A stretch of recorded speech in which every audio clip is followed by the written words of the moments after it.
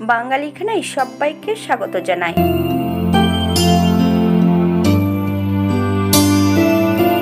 আবারও আমি হাজির হয়েছি একদমই তেল মশলা কম দিয়ে আলুর দম বা দম আলু।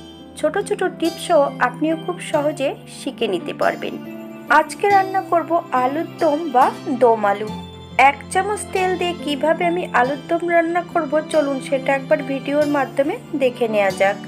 প্রথমে আমি আলুগুলোকে বেশ ভালো করে জল দিয়ে ধুয়ে নিয়েছি। এই পর্যায়ে সম্পূর্ণ আলুগুলো একটা প্রেসার কুকারে অ্যাড করতে হবে। বেশ কিছুটা জল আমি প্রেসার কুকারে অ্যাড করব আর 1 চামচ নুন। একটা হুইসেল দিয়ে 10 মিনিটের জন্য প্রেসার কুকারটাকে স্ট্যান্ডিং টাইম দিতে হবে।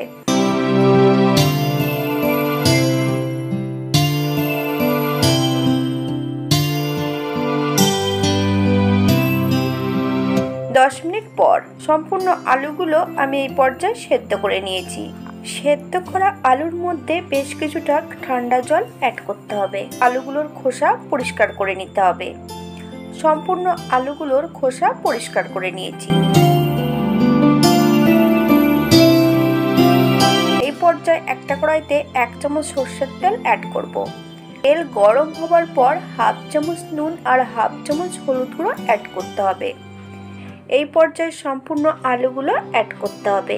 মিডিয়াম আঁচে 4 থেকে 5 মিনিটের মতন আলুগুলো ভেজে নিতে হবে, অথবা আলুগুলো বেশ উল্টিয়ে পাল্টিয়ে আপনাদের পছন্দ মতন ভেজে নিতে পারেন।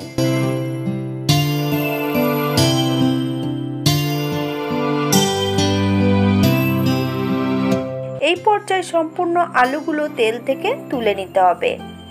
আপনারা যদি রং পছন্দ করেন তাহলে কাশ্মীরি লঙ্কার গুঁড়ো অ্যাড করতে পারেন নুন হলুদ যখন অ্যাড করা হয়েছে।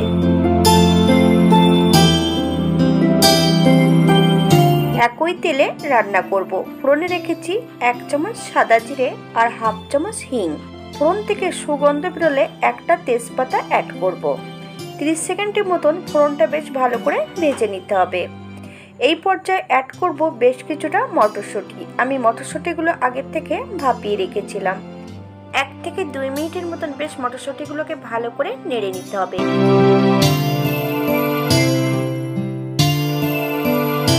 এই পর্যায়ে অ্যাড করতে হবে বেশ কিছুটা বাটা মশলা। আদা জিরে ধনে শুকনো লঙ্কা একসঙ্গে বেটে রেখেছি। 2 চামচ টক দই একই সঙ্গে মিশিয়ে সম্পূর্ণ মিশ্রণটি অ্যাড করে দেব।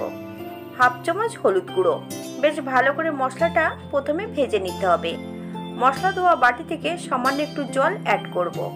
মিডিয়াম আঁচে মশলাটা বেশ ভালো করে কষিয়ে নিতে হবে, অথবা মশলা থেকে যতক্ষণ তেল না ছাড়বে ততক্ষণ বেশ ভালো করে মশলাটা কষিয়ে নিতে হবে।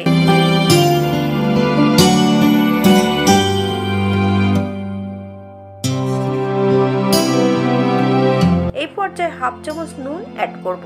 আপনারা স্বাদ অনুসারে নুনটা অ্যাড করবেন। আমি অল্প করে নুন অ্যাড করব, কারণ আমি যখন আলুগুলো সেদ্ধ করেছিলাম তখন কিন্তু আমি নুন অ্যাড করেছিলাম, তাই এই পর্যায়ে নুনের পরিমাণটা খুবই কম রাখবো।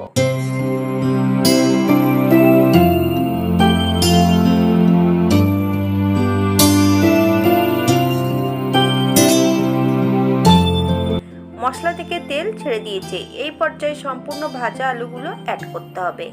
বেশ কয়েকটা কাঁচা লঙ্কা অ্যাড করব।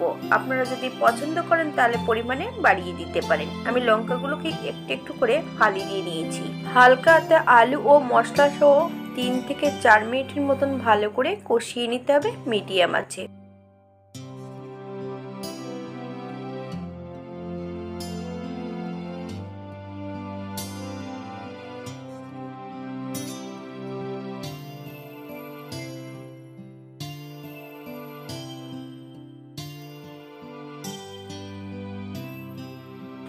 এই পর্যায়ে 1 কাপ ফুটান্ত গরম জল অ্যাড করব। আপনাদের যতটা গ্রেভির প্রয়োজন আপনারা ততটা জল অ্যাড করতে পারেন। হালকা হাতে নেড়ে চেড়ে মিশিয়ে দিতে হবে।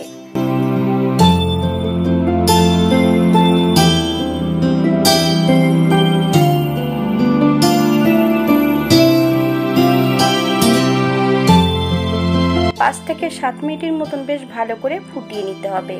এই পর্যায়ে ঢাকা দেওয়ার কোনো প্রয়োজন নেই, যথারীতি আলুগুলো আগের থেকেই সেদ্ধ করা আছে। 7 মিনিট পর 1/2 চামচ গরম মশলা গুঁড়ো, আপনারা এখানে বাটাটাও অ্যাড করতে পারেন। হালকা হাতে বেশ নেড়ে চেড়ে মিশিয়ে দিতে হবে। এই পর্যায়ে গ্যাসের ফ্লেমটা অফ করে দিতে হবে। 1 চামচ ঘি অ্যাড করব। আপনারা যদি পছন্দ করেন তাহলে পরিমাণে বাড়িয়ে দিতে পারেন। নিরামিষ খাবারে একটু ঘি দিলে খেতে কিন্তু খুবই সুস্বাদু হয়। যথারীতি আমি এখানে তেলের পরিমাণটা একদমই কম রেখেছি। আপনারা যদি রান্নার সময় তেল কম বেশি করে নেন তাতে কোনো অসুবিধে নেই, কিন্তু মশলাটা বেশ ভালো করে কষাতে হবে, তাহলে কিন্তু তরকারির স্বাদটা দ্বিগুণ বেড়ে যাবে। এই পর্যায়ে 5 মিনিটের জন্য স্ট্যান্ডিং টাইম দিতে হবে, তারপর সার্ভ করব। এটা দেখতে যেমন ভারী সুন্দর হয়েছে, গরম ভাত, রুটি, পরোটা সবকিছুর সঙ্গে অসম্ভব ভালো লাগবে।